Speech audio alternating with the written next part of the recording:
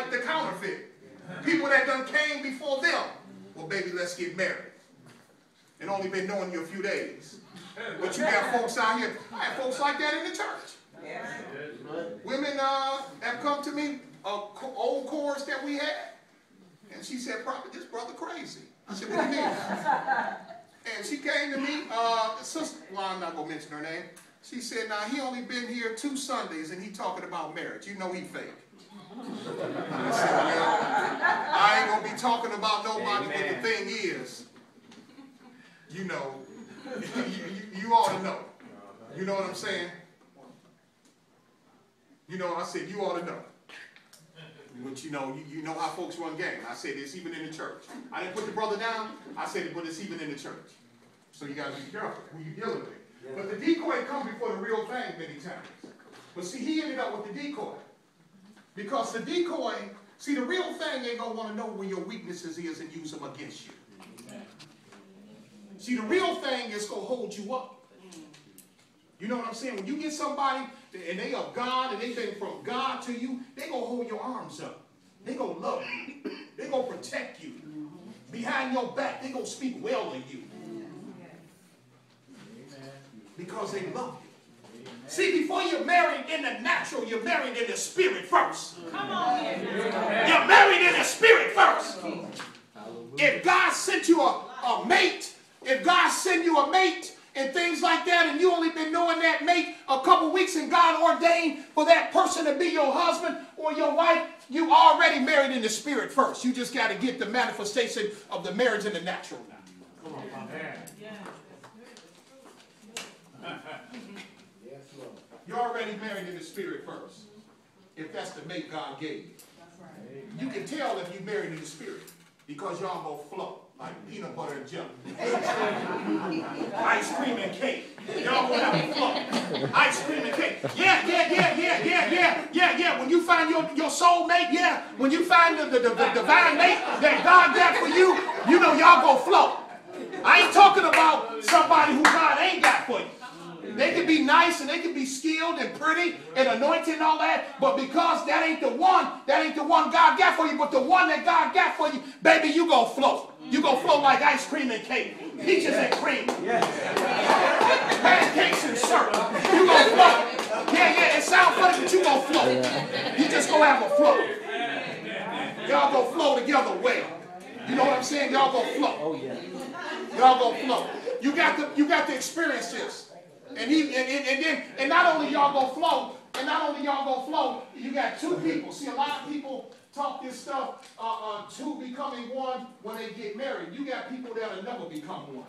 Come on, Papa. See, becoming one is not when 2 people get married. Becoming one is when you in a relationship and that person know your thoughts and know what you getting ready to say even before you say it. They know it.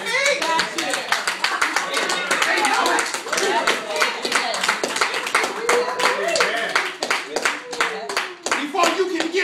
Be done finished it. I was thinking about going to the show. I beat you to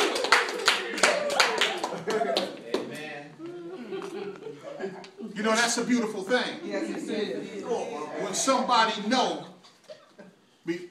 what you thinking before you even speak it. But when God give you somebody like that, that's the way you go be. Come on, brother. Before you even finish it, before you can even get it out your mouth, they done took it and finished it. It's a beautiful thing. But you got to be in that arena. You got to be done experience that though. Everybody don't experience. You got people married 20 and 30 years. Never, huh? Don't even know each other. That's good. Right here. Yolanda. Right. I'm always meeting new Yolanda. I'm always meeting new people every day with the. I appreciate no problem. With the radio ministry and all of that. I mean, how folks calling me left and right. So sometimes, But let me tell you something. Never get to know one another. Not only get to know one another, never become one. Because once you become one, it's a beautiful thing, man. Ain't nothing like that. Ain't nothing like that. When you got somebody and y'all become one, and they know what you gonna say even before you say it. You could be at work. Then you could be at work. They ain't talk to you all day. They ain't call you up, honey. You going through something.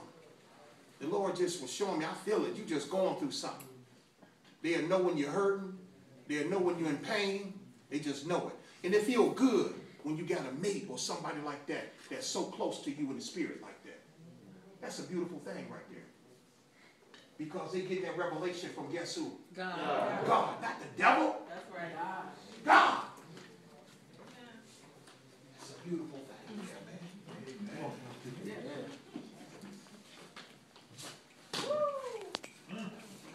man. Keep going. That's a beautiful thing right there. That's a beautiful thing. When two become one. Yes. When two become one. Thank you. But it's a terrible thing on the flip side when two never become one. I don't want to get into that. We may have some people, well, I'm not going to get into that. So I want to keep it encouragement. When two never become one. Keep going. Now there were men lying in wait, abiding with her in the chamber. And she said unto him, the Philistines be upon thee, Samson. And he brake the wipes, and as a thread of tow is broken when it toucheth the fire, so his strength was not known. And Delilah said unto Samson, behold, thou hast mocked me, and told me lies. What number is that? Number 10. Okay, keep going. Now tell me, I pray thee, wherewith thou mightest be bound. And he said unto her, if they bind me fast with new ropes that never were occupied. What is that? That's Judges chapter 16, verse 1 through 30. Okay, number 11 we on now. Okay, keep going. Go past it. And he said unto her, if they bind me fast with new ropes that never were occupied. He told his weaknesses to the enemy. He was telling his weakness to the enemy. You be careful who you tell your weakness to. Because when you tell your weakness to the wrong person, they're going to use your weakness against you. And they're going to use your weakness against you to try to destroy you. And all it takes is for you to disagree with them now, where they can't control you now. Disagree with them now, go your own way, they get ready to come up against you now. If it's in them to manipulate, if it's in them. Be careful who you tell your weaknesses to. Keep going.